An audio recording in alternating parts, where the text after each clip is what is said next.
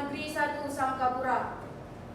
Puji syukur kehadirat Allah Subhanahu wa Ta'ala karena pada kesempatan kali ini kita kembali lagi diberi nikmat sehat sehingga dapat menghadiri acara diseminasi pemahaman dan pengalaman penerapan budaya positif yang merupakan salah satu rangkaian tugas CGP Angkatan 8.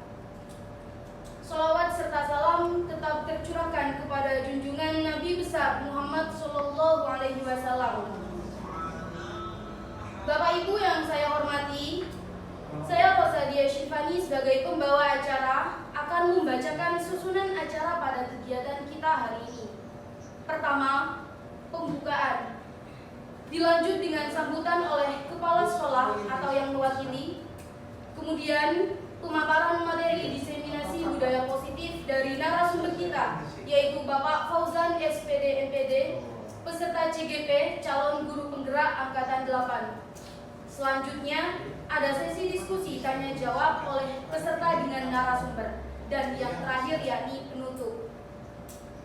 Bapak Ibu, agar kegiatan hari ini menjadi berkah bagi kita semua, marilah kita buka acara ini dengan Yaumul Kitab Suratul Fatihah. Bibarokatil Fatihah.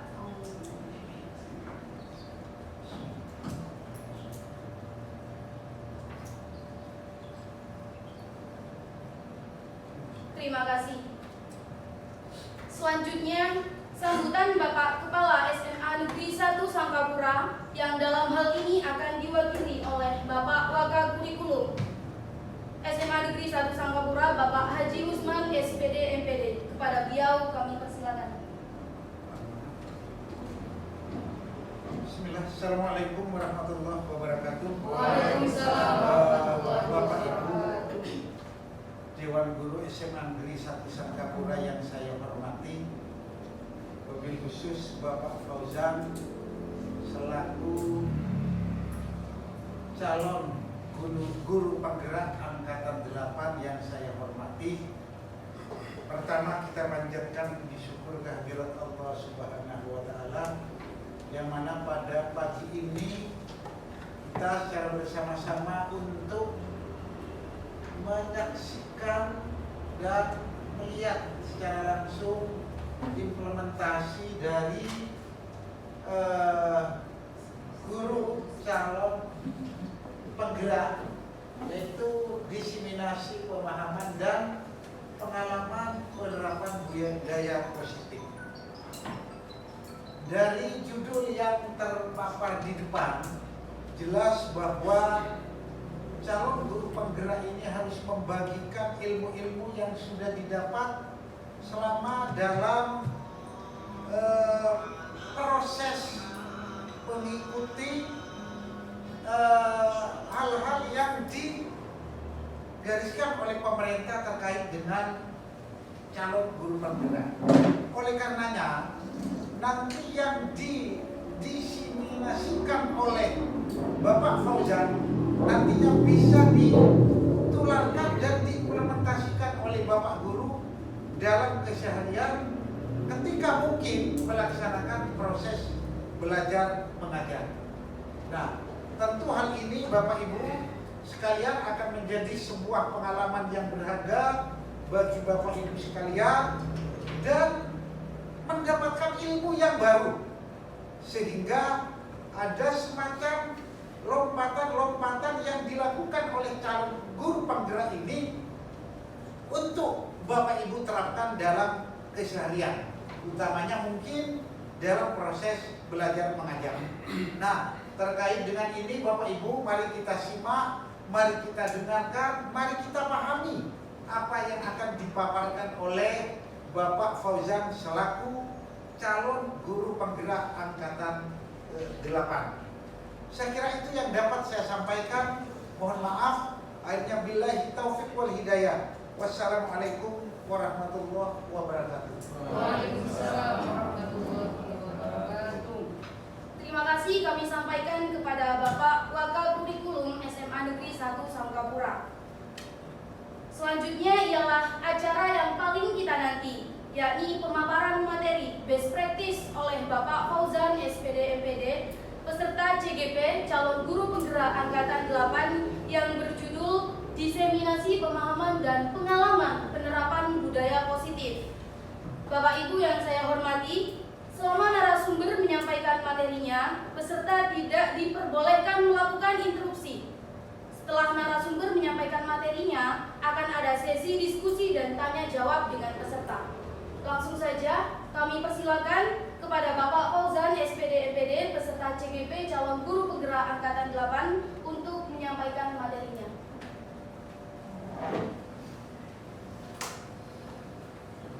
Terima kasih. Assalamualaikum warahmatullahi wabarakatuh. Waalaikumsalam. Salam sehat Bapak Ibu. Terima kasih atas waktunya yang sudah memberikan peluang kepada kami sehingga kita semua bisa berpartisipasi dalam rangka diseminasi pemahaman dan pengalaman penerapan budaya positif. Saya sudah dikenalkan oleh pembawa acara tadi, Fauzan SPD MPD, calon guru penggerak angkatan 8 Kabupaten Gresik. Baik, kita lanjutkan, kita langsung saja kepada materi Bapak Ibu. Bisa dilanjutkan Bu Desi. Tujuan pendidikan.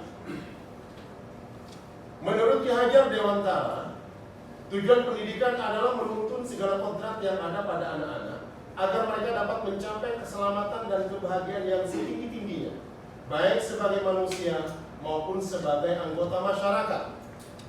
Oleh karena itu, pendidik hanya dapat menuntun tumbuh atau hidupnya kekuatan kodrat yang ada pada anak-anak agar dapat memperbaiki lakunya, bukan dasarnya hidup dan tumbuhnya kekuatan kodrat anak.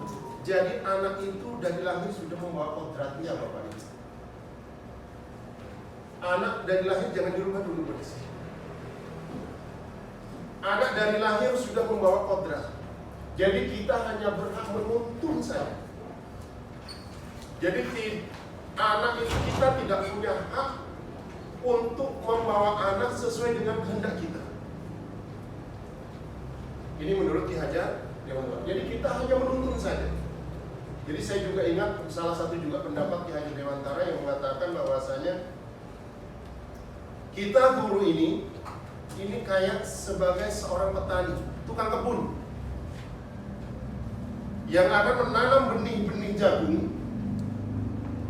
Apapun jenis jagungnya, sebaik apapun jenis jagungnya, kalau kita tanam dan kita tidak rawat dengan baik, maka tidak akan tumbuh dengan baik, tidak akan berbuah.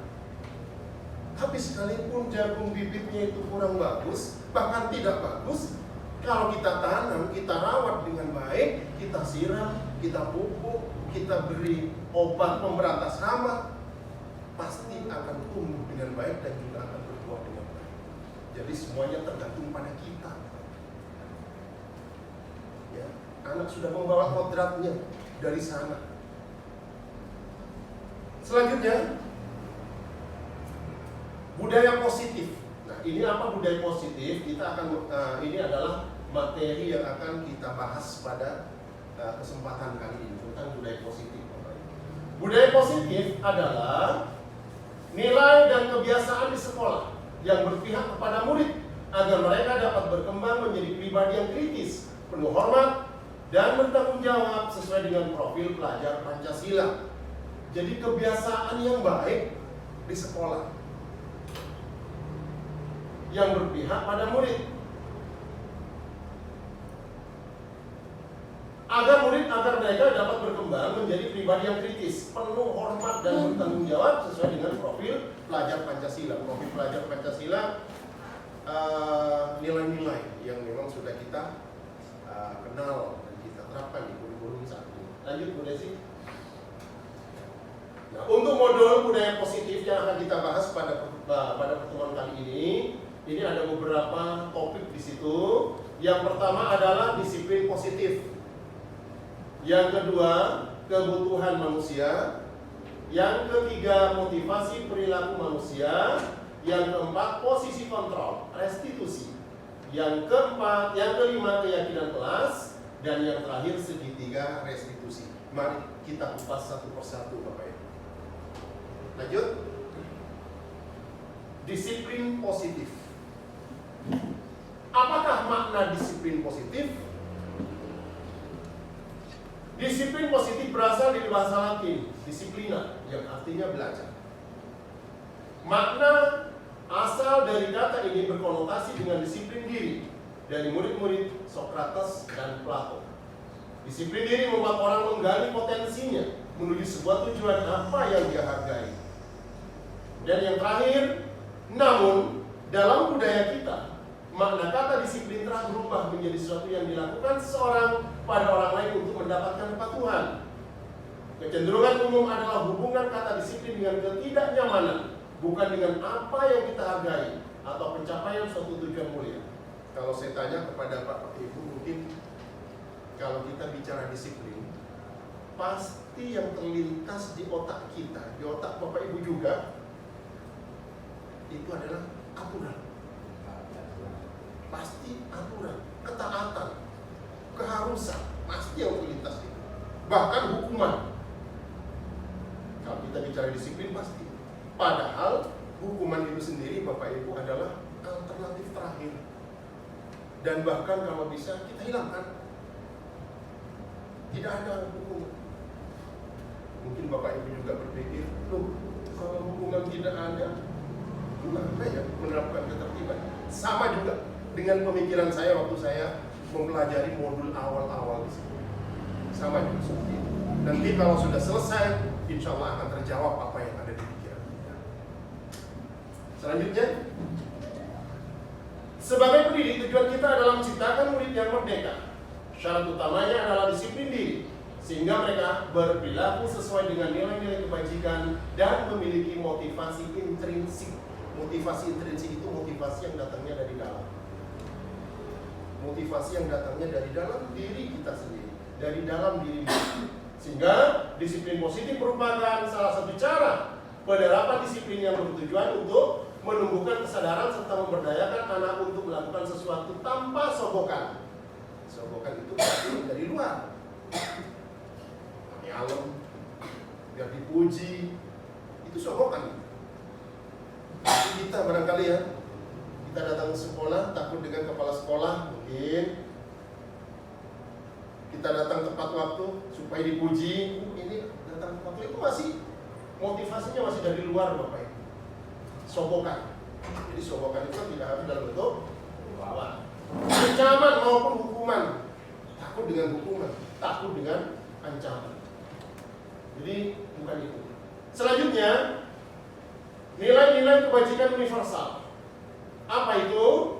Adalah sifat-sifat positif manusia yang merupakan tujuan mulia yang ingin dicapai setiap individu. Sifat-sifat positif yang ingin kita capai itu nilai-nilai universal. Nilai tersebut bernilai universal dan lintas bahasa, suku, bangsa, agama maupun latar belakang. Setiap perilaku perbuatan memiliki suatu tujuan. Pasti kita melakukan perbuatan, pasti punya tujuan, termasuk siswa kita. Kenapa anak melakukan ini? Pasti punya tujuan. Dengan mengaitkan nilai-nilai kewajiban yang diyakini seseorang, maka motivasi intrinsiknya akan terbangun sehingga menggerakkan motivasi dari dalam untuk dapat mencapai tujuan mulia yang diinginkan. Kemudian nilai-nilai kebajikan yang ingin dicapai oleh setiap anak Indonesia kita kenal dengan profil pelajar Pancasila ini. Nah ini mungkin saya tahu Bapak Ibu semuanya sudah kenal karena memang kita sudah menerapkan di kurikulum kita saat ini tentang profil pelajar Pancasila. Di situ ada beriman, bertakwa kepada Tuhan Yang Maha Esa dan berakhlak mulia, mandiri, bernalar kritis, kreatif, bergotong royong dan berkebinekaan global. Selanjutnya, kebutuhan dasar manusia. Ada 5 kebutuhan dasar manusia, Bapak Ibu. Yang pertama, bertahan hidup. Yang kedua, kasih sayang dan rasa diterima, penguasaan, kebebasan, dan kesenangan. Ini kebutuhan. Berarti kita harus tahu ini. Kenapa anak itu melakukan ini? Pasti anak itu memenuhi kebutuhan itu. Makanya dikatakan tadi di awal, kita melakukan sesuatu pasti mempunyai tujuan. Apa tujuannya? Untuk memenuhi kebutuhan dasar. Bertahan hidup. Misal kata dalam suatu waktu ada kejadian seorang anak merampas makanan bekal temannya. Seseorang anak merampas bekal temannya di kelas. Sehingga ada laporan ke guru, Pak, si dia mengambil bekal temannya, merampas. Kita sebagai guru harus tahu apa kebutuhan dasarnya itu melakukan itu. Mungkin bertahan hidup, sehingga kita bisa menanganinya. Penanganan seperti apa yang pas untuk anak ini? Kalau sudah kita ketahui kebutuhannya. Mungkin dia bersaat hidup, mungkin dia lapar. Katanya saya lapar Pak, kalau kita panggil, apa tujuan kamu melakukan itu? Saya lapar. Bisa juga mencari kasih sayang dan rasa diterima, cari perhatian. Dia senang dengan cari perhatian. Jadi melakukan itu hanya semata-mata cari perhatian. Ya kita kasih perhatian. Jadi kita tidak bisa langsung mengklaim anak ini kamu nggak boleh ini nggak. Gitu. Kita terus lindungi apa kebutuhannya. Penguasaan, dia ingin eksis, ingin diakui teman-temannya sebagai orang yang kuat, hebat di kelasnya. Kebebasan, dia ingin banyak pilihan. Mungkin di rumahnya makan tempe terus. Kita kolaborasi dengan orang tua kalau. Dan kesenangan, dia senang-senang saja. Kalau ditanya, hanya senang-senang saja, iseng. Berarti dia butuh kesenangan. Kita kasih kesenangan, kita kasih pembelajaran yang menyenangkan. Lanjut. Ini ada contoh Bapak Ibu. Tahun ini Dimas genap berusia 17 tahun. Ia senang sekali ketika ayahnya mulai mengajarkan cara menyetir mobil. Setiap akhir pekan, ia berlatih menyetir. Ia terlihat senang sekali berlatih, sampai akhirnya ia bisa menyetir mobil dengan baik dan lancar. Ketika ibunya bertanya pada Dimas, apa yang membuat dia ingin bisa menyetir mobil? Ketika jawaban Dimas adalah seperti ini, kebutuhan apa yang ingin dia penuhi? Coba Bunda sih. Nah, coba Bapak Ibu. Jawaban Dimas yang pertama, aku merasa bangga dan keren. Kebutuhan apa yang ingin dipenuhi? Aku merasa bangga dan keren. Kebutuhan kan ada 5 tadi. Di antara 5 itu apa? Aku ingin merasa bangga dan keren. Penguasaan. Yang kedua, biar bisa jalan-jalan naik mobil sama teman-temanku. Kesenangan. Kesenangan.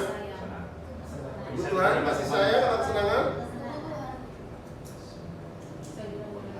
Aku senang bisa pergi ke tempat-tempat yang aku suka. Rasa diterima. Menyetir mobil itu seru. Kesenangan. Memenuhi kebutuhan. Kebebasan. Coba slide berikutnya udah. Nah, aku merasa bangga dan keren. Penguasaan. Keren. Ya kan? Biar bisa jalan-jalan naik mobil sama teman-teman, kasih sayang dan rasa diterima oleh teman-temannya. Aku senang bisa pergi ke tempat-tempat yang aku suka. Kebebasan, dia bebas memilih. Dan menyetir mobil itu seru. Nah, ini kesenangan. Lanjut. Selanjutnya adalah motivasi diri manusia. Apa itu motivasi? Nah, bisa lihat Bapak Ibu. Teori motivasi perilaku manusia. Motivasi merupakan dorongan yang timbul pada diri seseorang secara sadar atau tidak sadar untuk melakukan suatu tindakan dengan tujuan tertentu. Nah, yang pertama, di situ ada motivasi untuk menghindari ketidaknyamanan atau hukuman yang tadi ya. Menghindar dari hukuman karena takut dengan hukuman. Ini motivasinya eksternal, dari luar. Yang kedua, untuk mendapatkan imbalan penghargaan dari orang lain, hadiah. Ini juga motivasi eksternal, tak bagus. Jadi hadiah juga tidak bagus. Terus yang ketiga adalah untuk menjadi orang yang mereka inginkan dan menghargai diri sendiri dengan nilai-nilai yang mereka percaya. Ini motivasi internal. Inilah tujuan disiplin positif.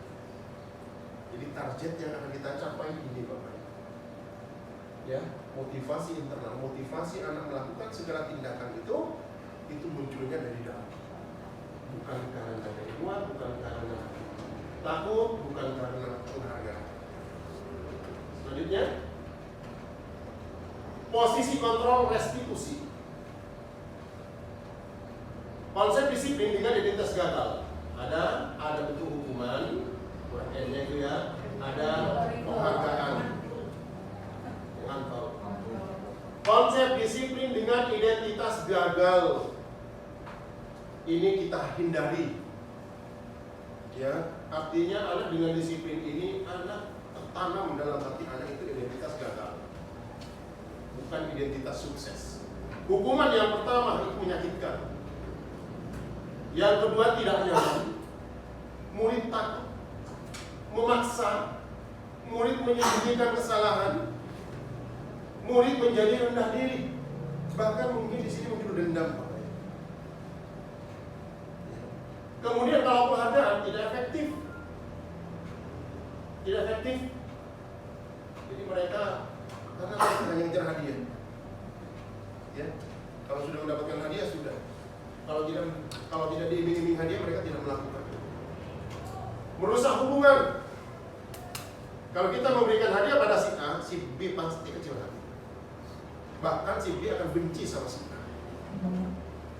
Mematikan kreativitas. Seperti tadi, mereka yang kalau tidak diiming-imingi, mereka tidak akan berhenti untuk beraktivitas, berkreasi. Hukuman dengan ranking, ini sama juga dengan hukuman. Ranking 1, 2, 3 sampai 10. Ranking 1, yang ranking berikutnya itu merupakan hukuman. Bentuk hukuman. Jadi ini adalah hukuman karena Anda tidak belajar. Ini hukuman karena Anda tidak bersungguh-sungguh. Sehingga mereka akan berhenti mencoba. Jadi mereka yang tidak pernah dapat ranking akan berhenti mencoba. Kan paling saya nggak dapat ranking juga. Mencoba tapi tidak akan segetol sekuat apa yang dia coba pertama. Karena dia akan merasa gagal. Dan yang terakhir, merampas hak menghargai diri. Pada saat awal anak kecil itu bisa membaca, itu bangganya luar biasa. Dia sangat senang sekali. Kesenangan itu sendiri merupakan penghargaan yang luar biasa. Tapi kadang-kadang kita rampas dengan hadiah. Penghargaan mereka dengan kebanggaan pada dirinya teralih kepada hadiah. Ini merampas hak menghargai diri anak. Terus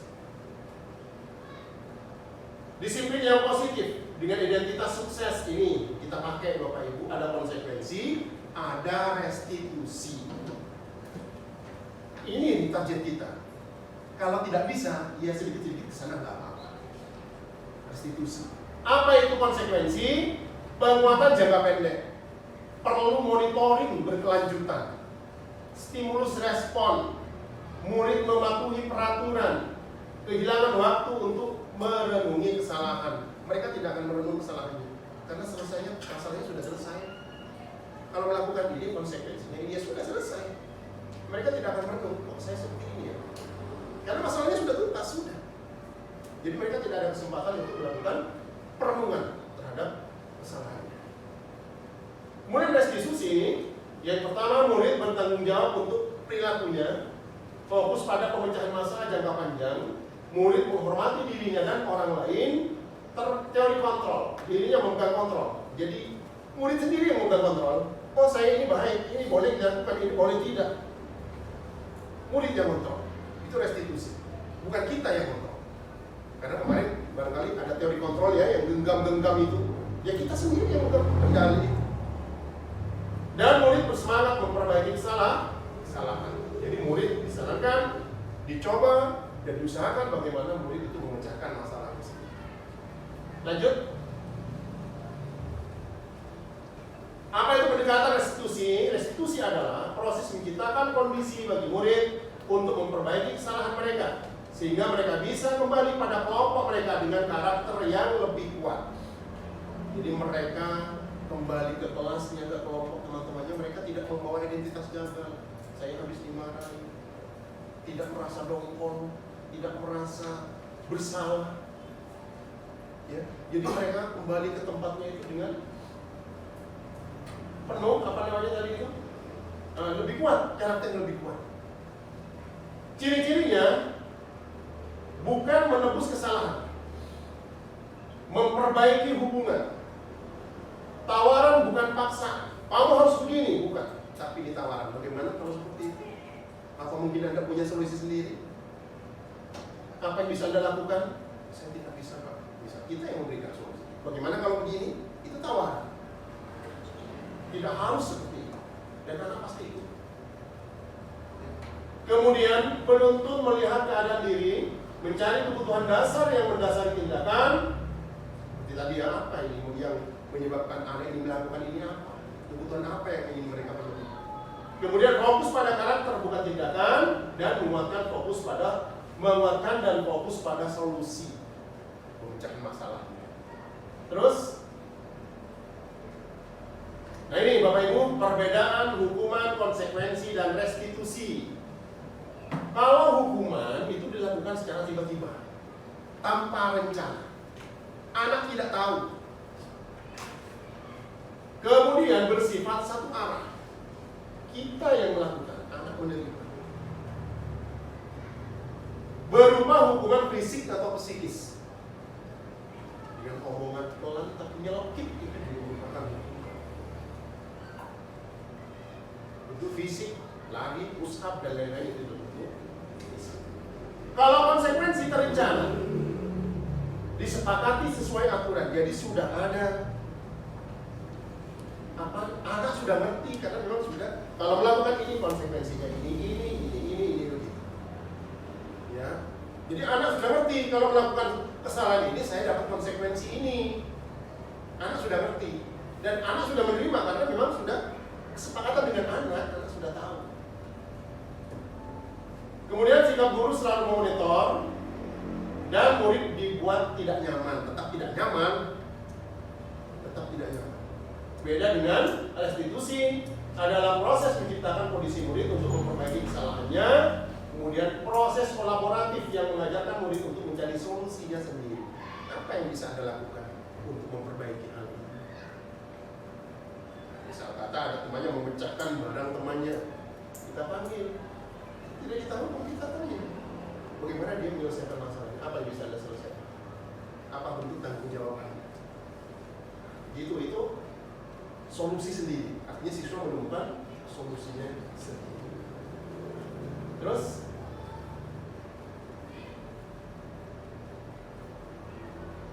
ini perbedaan contoh kasus siswa yang tidak mengerjakan tugas. Hukuman, guru menghukum berdiri di depan kelas atau menulis di buku tulis berjanji tidak lupa mengerjakan tugas sebanyak 100 kali. Nah, ini hukuman Bapak Ibu. Atau guru marah dan murid menjadi takut dengan sikap yang garang, ya, sehingga murid takut. Ini. Selanjutnya, kalau konsekuensi, guru memberikan konsekuensi untuk mengerjakan tugas pada jam istirahat. Kalau konsekuensi itu sesuai dengan apa yang dilakukan, tidak lari dari apa yang dia langgar. Guru tegas dan siswa menghormati. Itu kalau konsekuensi. Dan yang restitusi, guru menanyakan keyakinan kelas atau menanyakan diri dan membantu siswa menyelesaikan masalah. Guru terbuka dan siswa menghormati dirinya dan orang lain. Kalau ini belum bisa kita laksanakan, sini sedikit juga Bapak, tapi ini tetap harus kita menjadi target juga, sasaran kita ini. Yang perlu kita hindari sama sekali adalah hukuman. Harus kita hindari. Tinggalkan. Ya Bapak Ibu, lanjut lagi. Nah ini hukuman ataukah konsekuensi. Mencatat 100 kali di dalam buku kalimat saya tidak akan terlambat lagi karena terlambat sekolah. Hukuman. Lari memilih lapangan basket 2 kali karena terlambat hari di sekolah. Hukuman. Membersihkan coretan yang dibuatnya di meja tulis. Konsekuensi. Murid diminta untuk push up 15 kali karena tidak menggunakan masker di sekolah. Hukuman. Menggantikan kertas tugas teman yang telah dicoret-coret. Konsekuensi. Berjemur di lapangan basket pukul 12 siang. Hukuman. Murid diminta bertelanjang kaki sepanjang hari karena tidak menggunakan sepatu warna hitam. Hukuman. Terus Berdiri di depan kelas. berdiri di depan kelas sambil mengangkat kaki satu. Hukuman. Hukuman. Membersihkan tumpahan air di meja tulis. Konsekuensi. Konsekuensi. Kehilangan 10 menit jam istirahat untuk menjalankan tugas. Konsekuensi. Duduk di bangku di pinggir lapangan pada jam istirahat, tidak diizinkan bermain oleh guru kriket karena mencari dari teman. Konsekuensi. Terlambat hadir di pembelajaran dari 15 menit dan diminta untuk tinggal 15 menit sesudah kelas. Konsekuensi. Lari mengelilingi lapangan basket 2 kali. Konsekuensi karena PJOK. Membersihkan WC sekolah karena mematahkan pensil lawannya. Ya sudah paham benar Bapak Ibu. Dapat 100 semua. Selanjutnya ada 5 posisi kontrol yang bisa kita kerjakan, bisa kita terapkan pada murid Bapak Ibu. Yang pertama adalah penghukum. Nah, penghukum sudah kita bahas tadi ya. Jadi kita harus selalu memberikan hukuman pada anak. Yang harus ditinggalkan. Iya, yang harus kita tinggalkan hukum. Dan barangkali ini pelan-pelan ya, pelan-pelan. Ini butuh proses Bapak Ibu. Butuh proses untuk merubah kebiasaan barangkali dari penghukum. Yang kedua adalah pembuat merasa bersalah. Jadi kita menangani anak apa namanya? Iya, sehingga anak-anak itu merasa bersalah. Kamu itu tidak kasihan sama ibumu. Ibumu pagi-pagi sudah kerja, sudah kasihan tak itu. Sehingga anak identitas gagal yang mereka bawa. Mereka merasa bersalah, merasa gagal. Yang kedua sebagai teman. Selalu jadi objek pembicaraan. Sebagai teman ini, guru memposisikan dirinya pada anak sebagai temannya. Udah urusan saya nanti yang menyelesaikan itu. Sehingga anak ini akan merasa guru ini sebagai dewa penolongnya.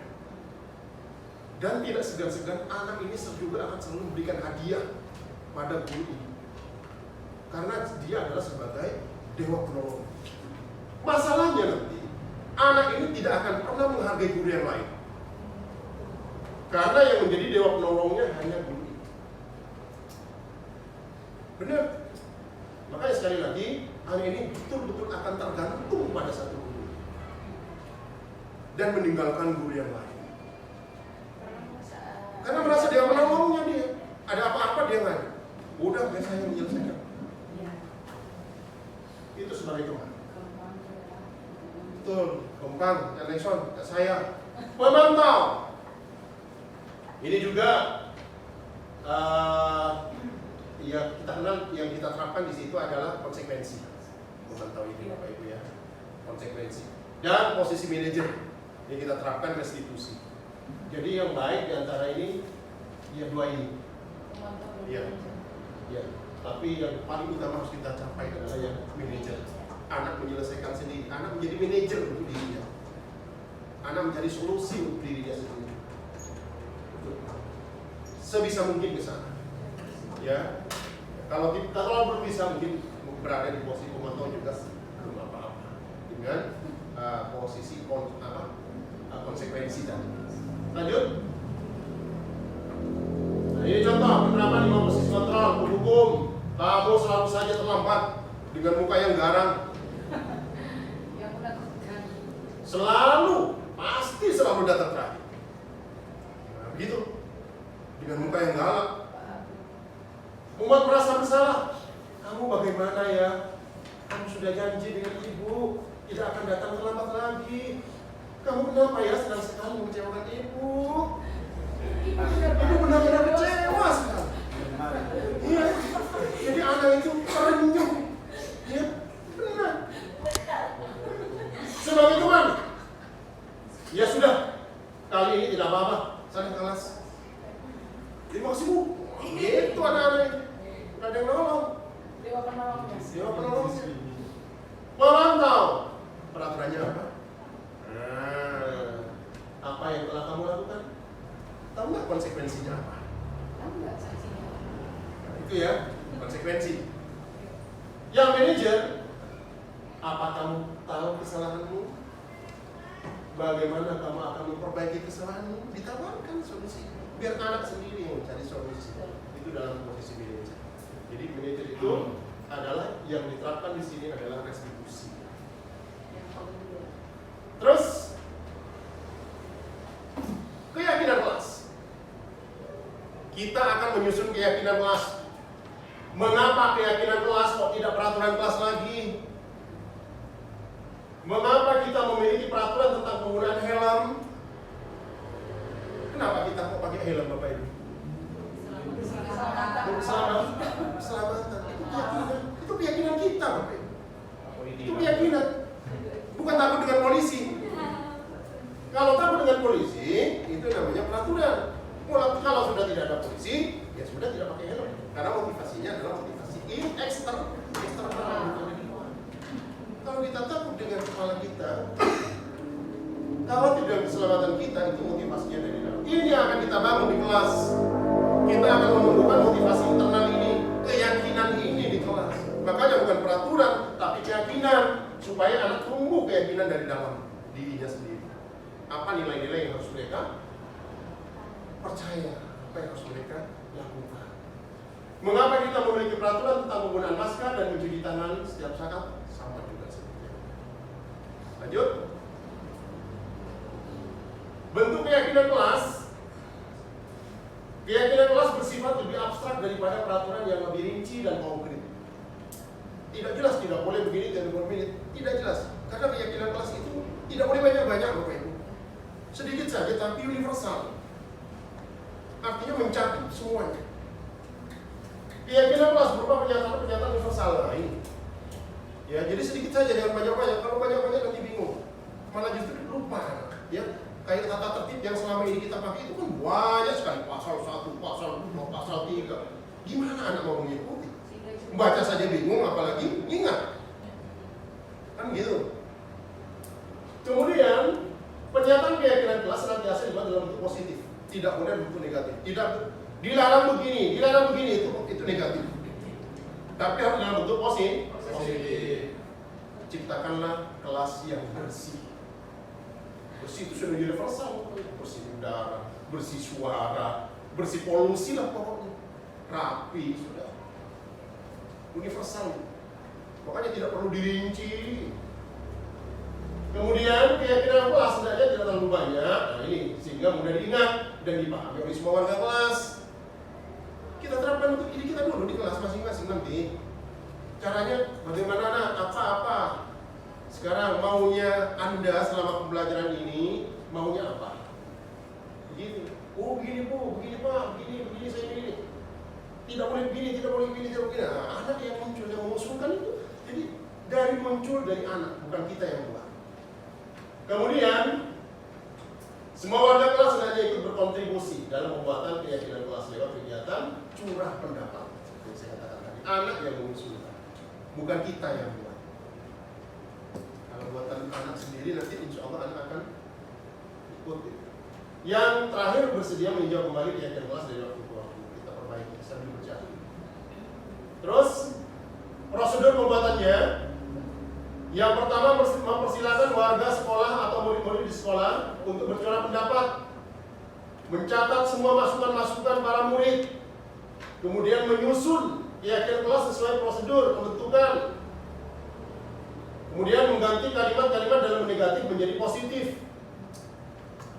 Anak kan tidak bisa menyusun kalimat positif. Jangan begini Pak, jangan begini, hanya itu saja. Jadi kita rubah secara bersama-sama dengan anak. Tinjau ulang keyakinan sekolah atau kelas secara bersama-sama. Setelah keyakinan sekolah atau kelas selesai dibuat, maka semua warga kelas dipersilakan mengulang dan menyetujuinya dengan menandatangani keyakinan atau sekolah. Keyakinan sekolah selanjutnya bisa dilanjutkan. Ini contohnya lalu. Dipelai loh. Assalamualaikum warahmatullahi wabarakatuh.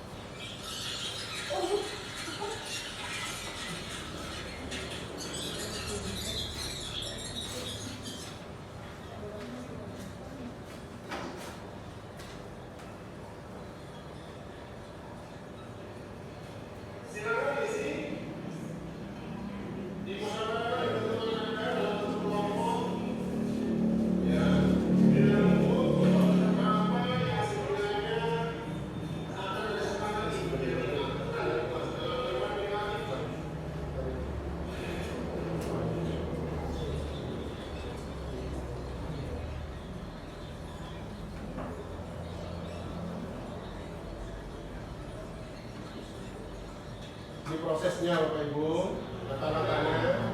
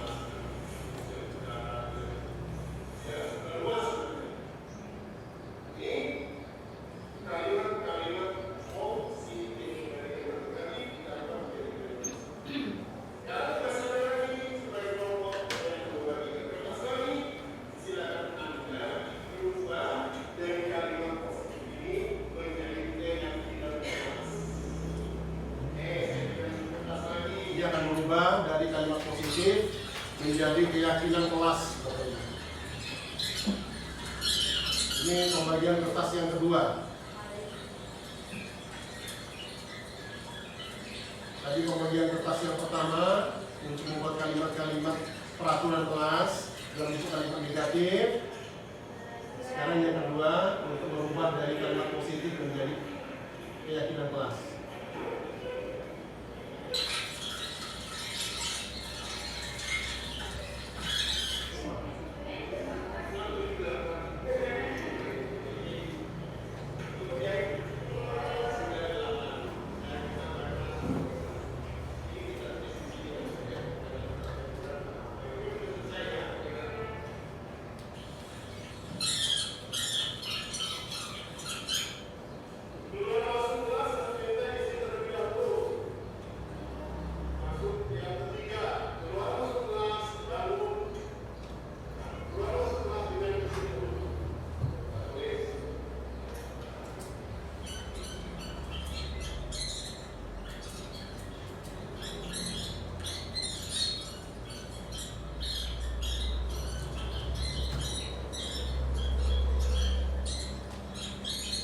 Sudah pada proses penyusunan keyakinan tahap terakhir itu Bapak Ibu.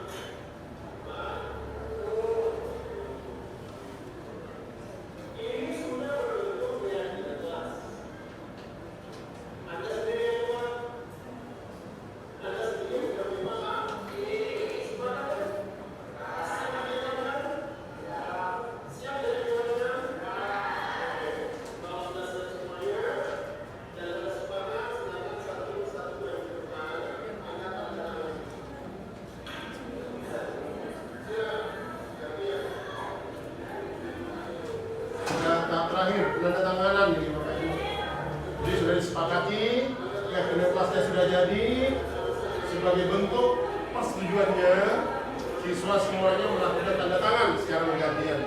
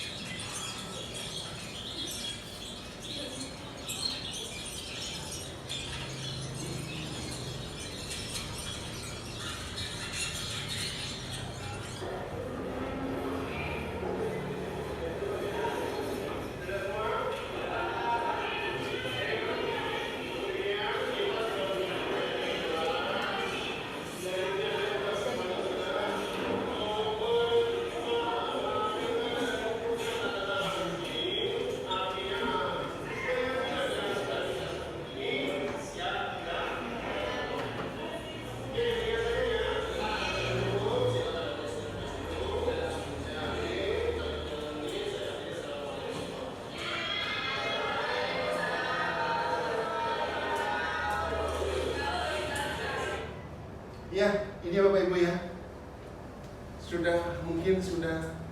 Saya yakin sudah paham bagaimana cara menyusunan keyakinan kelas. Kita coba Bapak Ibu, minimal di pelajaran kita sendiri dulu. Kita mulai dari yang kecil dulu, baru kita melanjut. Mungkin wali kelas nanti yang melakukan untuk yang kelas. Kalau sudah terlaksana di kelas, nanti kita laksanakan keyakinan sekolah. Kita mulai dari yang sederhana. Kita coba dulu Bapak Ibu. Kayaknya Bu Mimi ini ngantuk, kita speaking dulu ya. Wilma.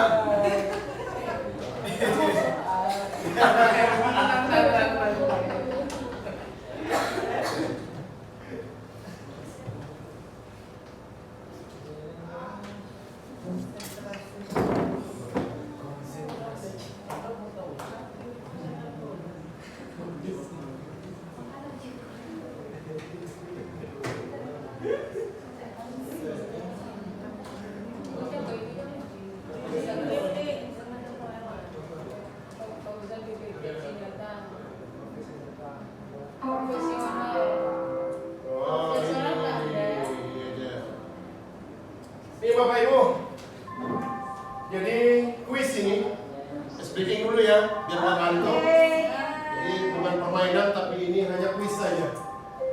Berikut ini terdiri atas 4 pertanyaan untuk menguji apakah Anda qualified menjadi seorang profesional.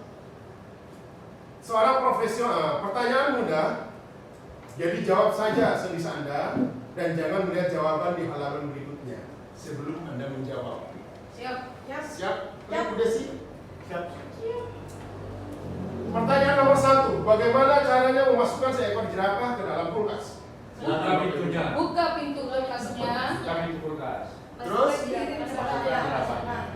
Buka pintu kulkasnya, Masukkan masukkan jerapahnya. Ya. Sudah. Tutup pintu kulkasnya. Terserah jerapahnya mau keluar lagi. Tutup. Oke, lanjut Bu Desi, bagaimana kuncinya?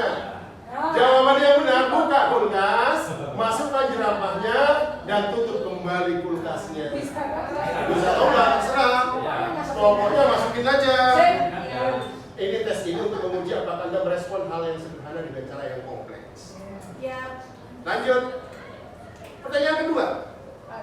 Bagaimana caranya memasukkan gajah ke kulkas? Berbesar kulkasnya. Buka pintu kulkasnya. Keluarkan jerapahnya. Masih dalam kulkas. Masukkan gajahnya.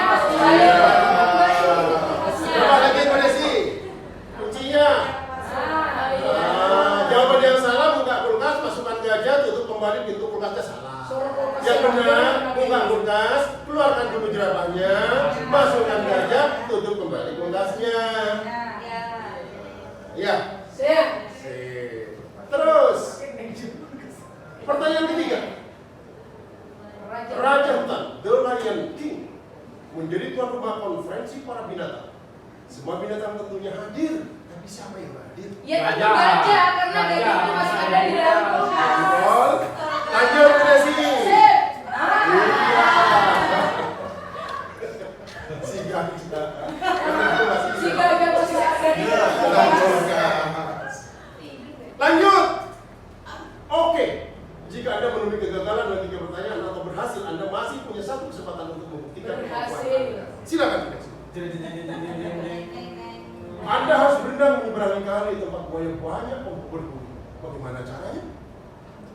Buayanya dibunuh dulu baru kita pulang. Buayanya disuruh berjejer. Berjejer. Menyeberangi kali. Bagaimana? Harus berenang. Ya. Bagaimana mungkin bisa berenang kalau apa namanya? Kalau buayanya itu ada di situ kan saya takut buaya apalagi buaya darat. Bukan di sini. Jawabannya Bu Desi. Berenang saja. Kan seluruh buaya sudah pergi ke konferensi para binatang.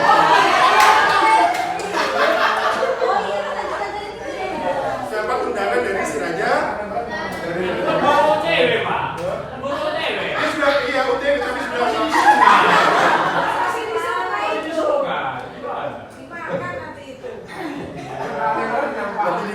nanti dimarahi si singanya nanti.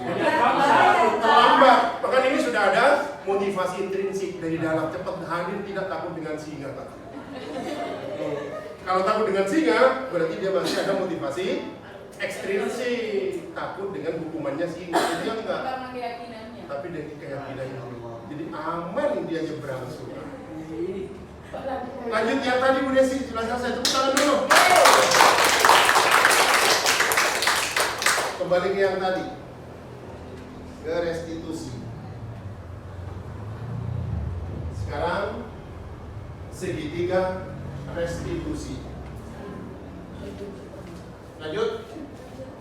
Segitiga restitusi merupakan suatu proses yang berupa dialog yang dijalankan oleh orang tua atau guru dapat menghasilkan murid yang mandiri dan bertanggung jawab. Dialog, Bapak Ibu ya. Terus Bu Desi sudah ngerti. Nah, ada 3 tahapan restitusi. Di sini ada segitiganya, menstabilkan identitas, 1, 2 validasi tindakan yang salah, 3 menanyakan keyakinan. Yang pertama, menstabilkan identitas. Itu maksudnya apa? Kita buat stabil dulu anak. Jangan anak itu merasa bersalah. Ya, jangan kita kuatkan dulu fundamental anak.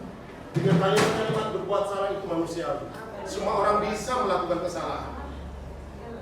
Berbuat salah itu hal yang biasa.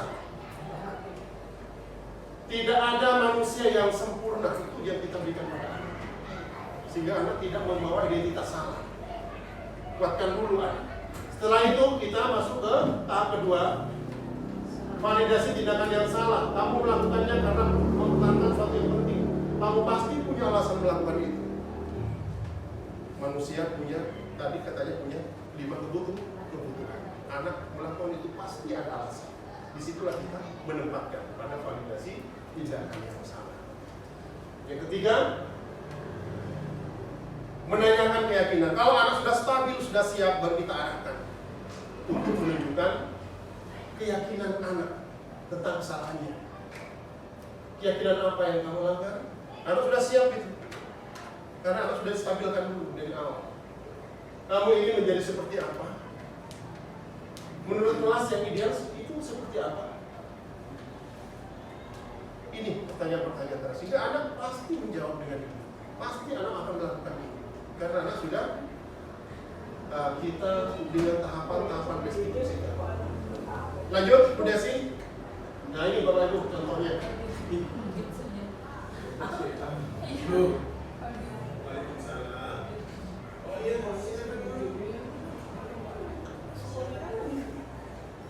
Ini tahapan restitusi Bapak Ibu ya.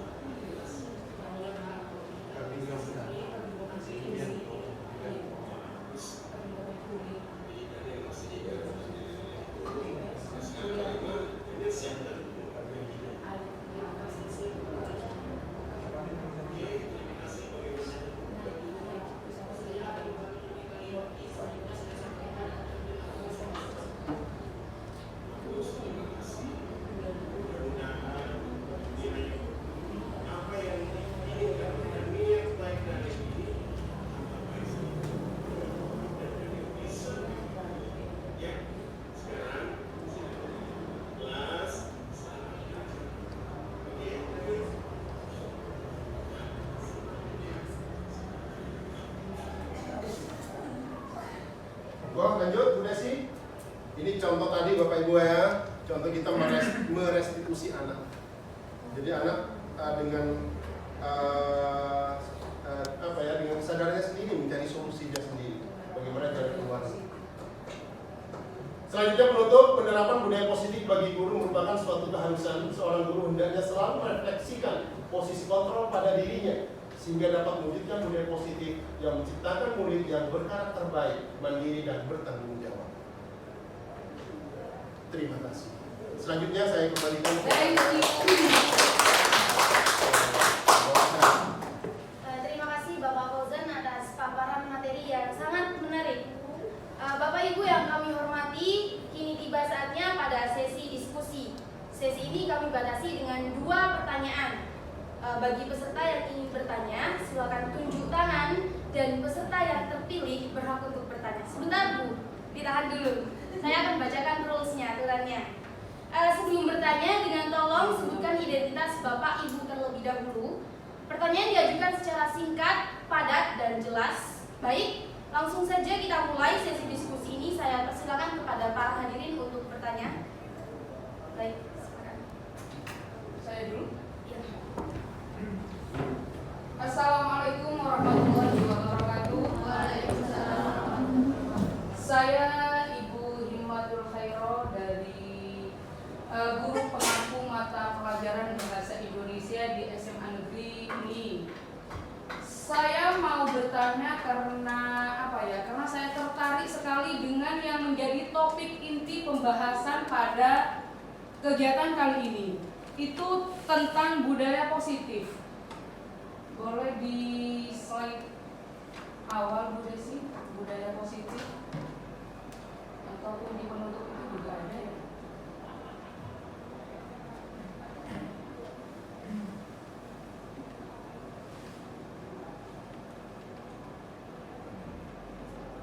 Itu disiplin. Di atas. Nah, itu. Itu ada di Di atasnya lagi. Nah, budaya positif. Sangat tertarik sekali karena memang yang menjadi inti pokok pembahasannya ini adalah budaya positif. Yang saya tanyakan, apakah ada upaya atau upaya apa yang dapat kita lakukan sebagai guru untuk menanamkan dan membangun budaya positif di sekolah? Bisa dipahami Pak narasumber? Ya. Terima kasih. Terima kasih Bu Himmatul Khairo atas pertanyaannya. Mungkin pertanyaan sudah dapat dipahami Bapak narasumber. Bisa langsung dijawab apa ditampung dulu Bapak? Dijawab saja. Silakan Bapak. Terima kasih, pertanyaan yang bagus dari Bu Hima. Terima kasih Hima. Nah, bagaimana kita menumbuhkan cara menumbuhkan budaya positif, Bukan hanya menumbuhkan tapi menanamkan. tapi juga menanamkan budaya positif di sekolah. Jadi yang pertama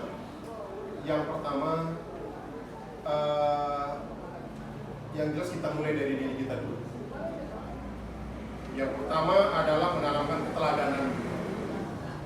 Jadi budaya positif itu adalah budaya yang baik yang akan kita tanamkan, yang akan kita kembangkan di sekolah kita. Dimulai dari diri kita dengan memberikan teladan-teladan pada anak. Karena keteladanan itu semua perilaku dan tindakan kita itu akan ditiru oleh anak. Nah, kemudian yang kedua yaitu dengan cara kita mengubah paradigma yang sebelumnya. Di mana tadi ada tahapan-tahapan kontrol yang dari penghukum, kemudian dari lagi teman, kemudian dari merasa bersalah. Dari paradigma itu kita ubah secara pelan-pelan. Untuk merubah itu tidak gampang memang, tapi harus kita coba. Pelan-pelan tidak apa-apa, tapi konsisten. Yang tidak pernah akan kita capai apabila kita tidak pernah mencoba. Kalau kita mencoba tapi gagal, kita coba lagi. Bagaimana menanamkan itu? Itu tadi dengan langkah-langkah barangkali yang sebelumnya kita menggunakan penghukum, dengan menggunakan teman dan lain-lain, kita berubah menjadi manajer. Kalau masih terlalu berat, minimal kita ke pemantau dulu. Bagaimana kita menangani anak dengan penuh senyum. Di situ sudah lengkap. Ya, sebagai manajer bagaimana sikap kita, bagaimana kita memberikan pelayanan pada anak, itu sudah lengkap. Jadi yang semula kita bermuka, seperti saya katakan tadi, bermuka garang pada anak, kita rubah pelan-pelan. Harus penuh dengan kelembutan, senyum. Kita terapkan juga 5S di situ. Senyum, sapa, apalagi salam, sopan, santun. Itu Ibu ya. Nah, jadi kita biasakan, kita tanamkan. Yang jelas bagaimana caranya kita mulai dari diri kita masing-masing. Makanya saya katakan tadi, ayo kita coba di pelajaran Bapak Ibu dulu. Baru nanti kita pelan-pelan. Tahap demi tahap. Kita coba dari diri kita dulu. Makanya saya sekarang sudah mulai mencoba. Di kelas saya sudah mulai saya terapkan dulu. Dan harapan saya ke depan, mulai besok nanti Ibu juga menerapkan, dan Bapak Ibu juga sudah paham bagaimana cara menerapkan restitusi. Terima kasih, itu saja barangkali. Bagaimana Bu Ima, apakah pertanyaan dari Ibu sudah terjawab? Sudah. Alhamdulillah sudah. Bapak Ibu masih ada satu kesempatan lagi untuk bertanya, silahkan. Terima kasih atas waktunya. Saya Jafar Sodi, saya guru mampu dan mata pelajaran bahasa Inggris. Yang ingin saya tanyakan mengenai rank kelas Pak. Rank kelas yang sudah menjadi kesepakatan bersama, apakah kita masih perlu untuk menjadikan itu di dalam rank kelas mengenai konsekuensinya? Bagaimana Bapak, apakah pertanyaan dapat dipahami? Ya, terima kasih Pak Jafar. Pertanyaan juga yang bagus. Ini juga menjadi pertanyaan saya dulu, sama seperti Bapak. Apakah dalam keyakinan kelas yang sudah kita susun, apa tidak sebaiknya kita juga cantumkan konsekuensinya? Apa hanya keyakinan kelas saja? Ini juga sama dengan pertanyaan saya dulu. Ternyata tidak usah. Jadi kalau kita menyusun keyakinan kelas, itu sudah tidak perlu mencantumkan dan membuat konsekuensi. Karena anak sendiri nanti yang akan membuat konsekuensi. Anak sendiri yang mencari solusinya tentang permasalahan ini. Kalau saya melakukan ini, tindakannya seperti ini, biar anak sendiri yang melakukan. Jadi konsekuensi tidak perlu dicantumkan di situ. Jadi ada beberapa di situ ya, ada hukum, kemudian ada konsekuensi, ada restitusi, kan begitu. Jadi kalau konsekuensi ya sudah konsekuensi saja, tapi kita tetap harus fokus dan tujuan utama kita pada restitusi. Kalau tidak bisa restitusi ya bergeser sedikit ke konsekuensi, enggak apa-apa. Tapi pelan-pelan harus kita juga tetap secara utuh nanti bagaimana kita menerapkan restitusi. Itu terima kasih Pak Jafar. Pak Jafar, apakah pertanyaan Bapak sudah terjawab? Terima kasih kepada para penanya dan narasumber. Pertanyaan dari Bapak Jafar Sodik merupakan pertanyaan terakhir sekaligus menjadi penutup sesi diskusi ini. Boleh kita tepuk tangan kepada narasumber kita dan Bapak Ibu yang berbahagia, alhamdulillah rangkaian acara diseminasi best practice atau praktik baik hari ini sudah terlaksana. Kita sudah mendapatkan pengalaman berharga dari praktik baik yang telah dilakukan Bapak Fauzan SPD MPD, peserta CGP calon guru penggerak angkatan 8. Marilah kita tutup acara pada hari ini dengan mengucapkan hamdalah. Alhamdulillahirrahmanirrahim. Mudah-mudahan materi yang sudah disampaikan bermanfaat dan membuat kita semua tergerak untuk mengikuti praktik baik yang telah dilakukan oleh narasumber. Dan akhirnya saya Rosa Dia Shinfani pamit undur diri. Terima kasih atas perhatian Bapak dan Ibu. Wassalamualaikum warahmatullahi wabarakatuh. Waalaikumsalam warahmatullahi wabarakatuh.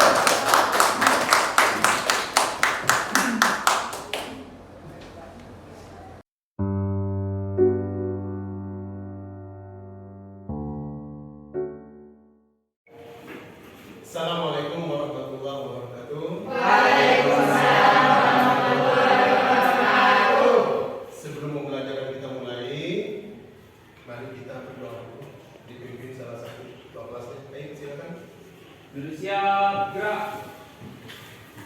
Berdoa dalam hati, mulai.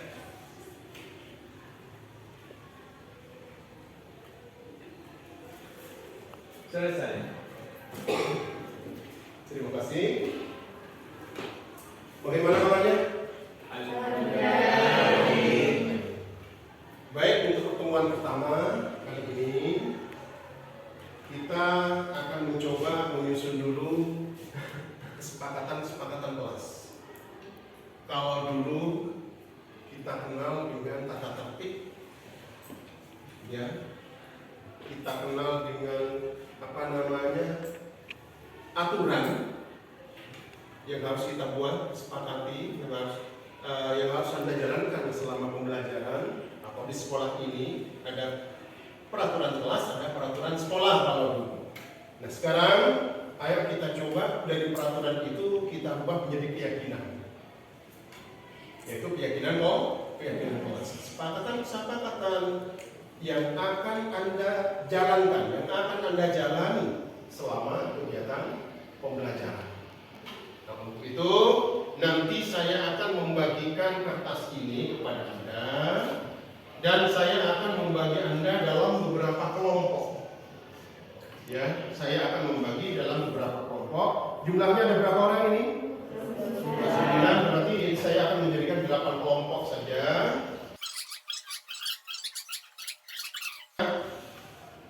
Tugas Anda, nanti Anda saya bagikan kertas. Dalam satu kelompok cukup menuliskan 1 sampai 3 aturan yang harus kita jalankan di kelas ini.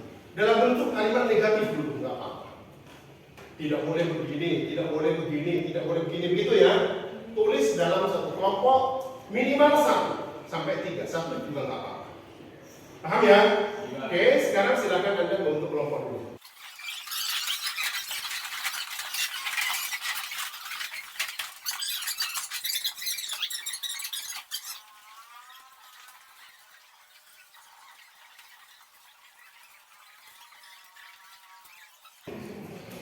Silakan diisi, dimusyawarahkan dengan teman Anda dalam satu kelompok, ya, di dalam buku apa yang sekiranya akan Anda sepakati menjadi aturan di kelas dalam kalimat negatif dulu.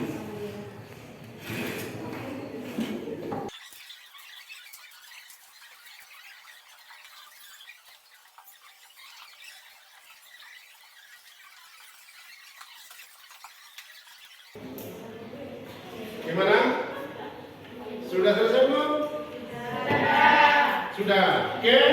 Kalau sudah selesai, silakan ditempel ke depan dari masing-masing kelompok.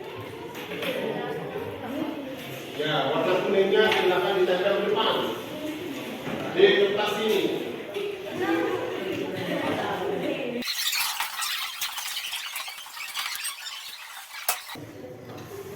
Ada yang belum? Ya, yang belum, saya tunggu.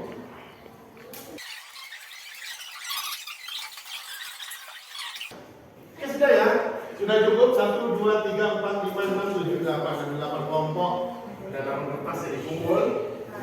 Nah sekarang, ayo kita pilah-pilah sekarang. Yang pertama, kita baca ya, saya baca dulu ya. Yang pertama, tidak boleh keluar masuk seenaknya. Ini aturan yang pertama. Setuju gak ini? Tidak boleh keluar masuk kelas seenaknya. Yang kedua, tidak boleh makan di dalam kelas. Setuju? Setuju. Tidak boleh berbicara tanpa batas. Artinya berbicara seenaknya, ya. Berbicara yang tidak penting, yang tidak perlu, tidak pantas. Tuh. Tidak boleh tegang dalam belajar. Setuju? Relax saja. Tidak boleh menyepelekan teman. Setuju? Setuju? Bagus. Tidak boleh terlambat mengumpulkan tugas. Setuju? Tidak boleh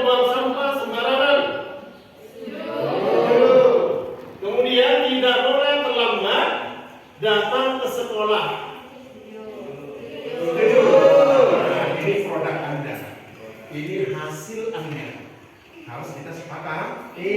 Anda yang membuat, Anda yang menyepakati, Anda juga nanti yang berjalan. Cuman sekarang ini masih dalam bentuk kalimat negatif. Harus kita ubah dulu menjadi kalimat positif. Oke, kita satu-satu ubah menjadi kalimat positif.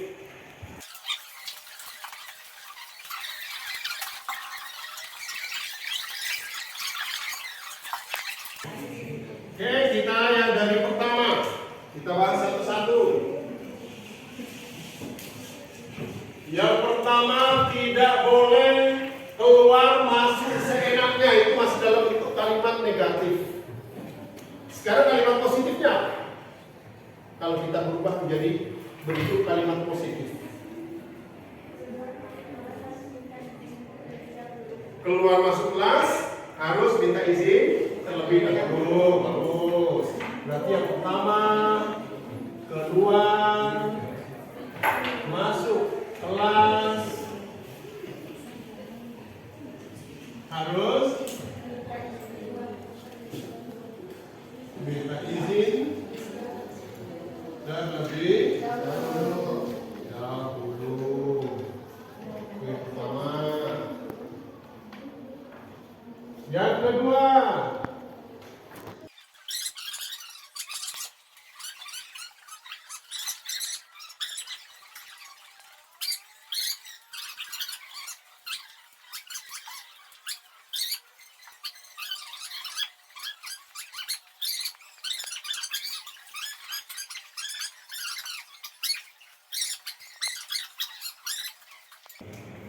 itu sudah luas sebenarnya. Yang kedelapan, yang terakhir, tidak boleh terlambat datang ke sekolah. Datang ke sekolah tepat waktu. Datang ke sekolah tepat waktu, menghargai waktu. Ya, datang ke sekolah tepat waktu. Ini saja, 8 menit saja. Tapi Anda harus hafal, harus ingat. Karena kayak kelas itu tidak boleh banyak-banyak, tapi universal. Yang lainnya terwakili di sini. Ya, contohnya, jagalah kebersihan itu sudah luas banget. Kebersihan badan Anda, kebersihan kelas Anda, kebersihan udaranya. Ya, sudah luas sebenarnya. Ini kalimat-kalimat positif dari kalimat negatif kita rubah menjadi kalimat positif. Sekarang tugas Anda lagi sebagai kelompok, saya akan membagikan kertas lagi. Silakan Anda rubah dari kalimat positif ini menjadi keyakinan kelas. Oke, saya berikan kertas lagi.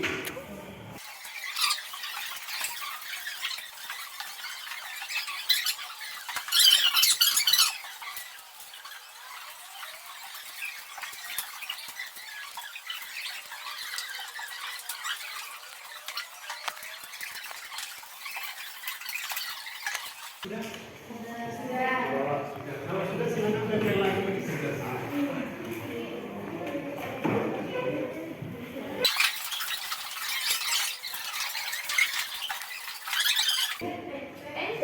Enam tujuh delapan. Cukup ya? Sudah 8. Kita baca satu persatu. Ini kita tulis di sini nanti ya, karena kertasnya kurang nggak apa-apa. Ini kan sudah selesai ya? Iya.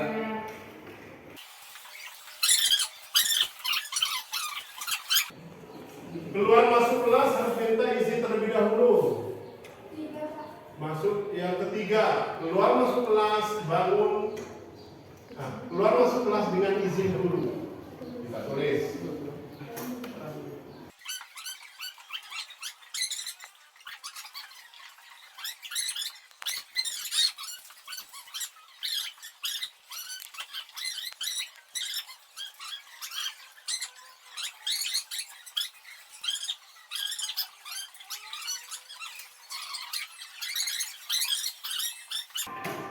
Nomor 8, datang ke sekolah tepat waktu.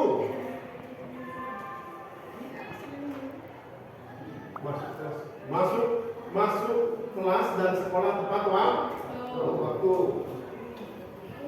Masuk kelas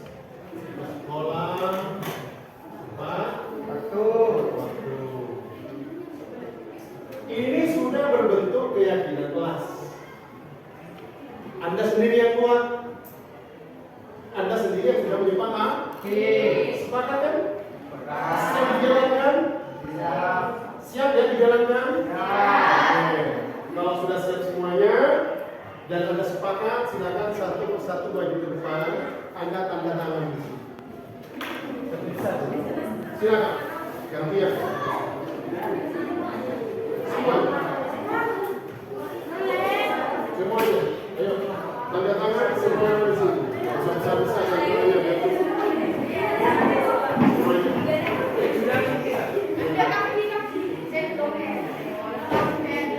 Terus.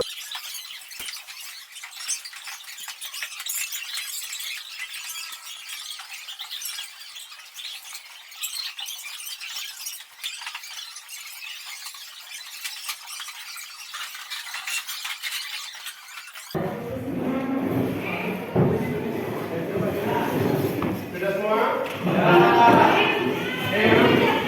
Demikian kita sudah menyusun kelas dan ini Anda juga semuanya sudah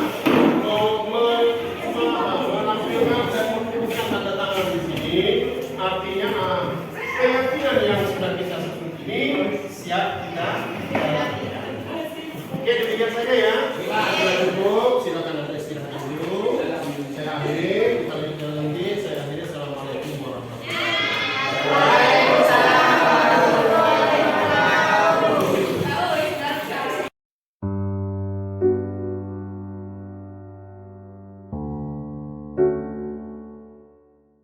Warahmatullahi wabarakatuh. Saya Himatul Khairo, guru pengampu mata pelajaran Bahasa Indonesia di SMA Negeri 1 Sangkapura.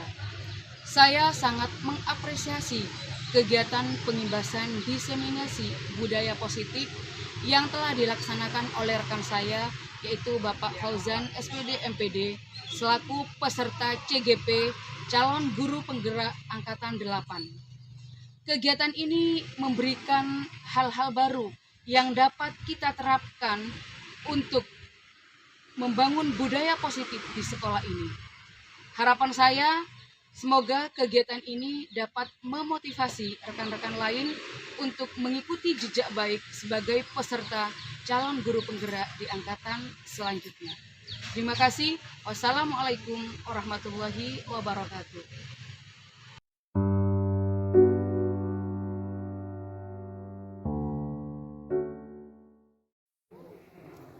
Assalamualaikum warahmatullahi wabarakatuh. Perkenalkan, nama saya Dimas Abdul Syukur, kelas 1291 SMA Negeri 1 Sangkapura. Alhamdulillah, keyakinan kelas kami sudah tersusun atas bimbingan dari Bapak Fauzan. Ini adalah hal yang baru bagi kami semua. Kami juga sangat senang karena kami dapat menyusun keyakinan kelas kami dengan inisiatif dari ide kami sendiri. Kami akan menjaga keyakinan kelas kami dengan sangat baik. Terima kasih. Wassalamualaikum warahmatullahi wabarakatuh.